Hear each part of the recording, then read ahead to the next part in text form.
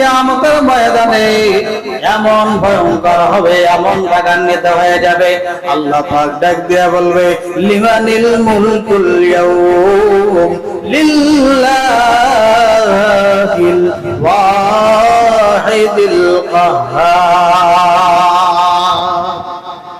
একে আসো দুনিয়ার মধ্যে যারা বাহাদুরি করেছে, দুনিয়ার মধ্যে যারা টাকা পয়সার বাহাদুরি করে, আমি আল্লাহকে বৃদ্ধাঙ্গুলি দেখিয়েছিলাম, আসো আসো দেখি তাদের বাহাদুরি কত দূর। এই সমস্ত লোক কোথায় আছো যারা ক্ষমতার গরম দেখাইছিল, ক্ষমতার কারণে আমি আল্লাহকে বৃদ্ধাঙ্গুলি দেখাইছিলাম, আসো দেখে আজকে তোমার বৃদ্ধাঙ্গুলি কত বড় হয়েছে আমি দেখতে চাই।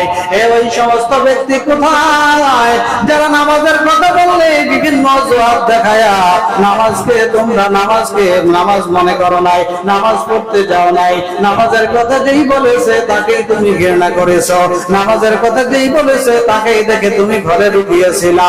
আসো আসো ওই সমস্ত বান্দা বান্দীরা কে কোথায় আছো আজকে আসো, আজকে দেখো কার কত ক্ষমতা হয়েছে, আজকে দেখো কার কত সম্পদ হয়েছে, আজকে দেখো কার কত যুক্তি আছে। অনেক মানুষ যুক্তি দেখায় হুজুর আপনি যে নামাজ পড়তে বলেন, আপনি যে পয়গম্বরকে মানার কথা বলেন, কোথায় আছে কেমনে আছে, কেন বা পয়গম্বরকে মানতে হবে, কেন বাবা মায়ের চাইতে বেশি ভালোবাসতে হবে পয়গম্বরকে।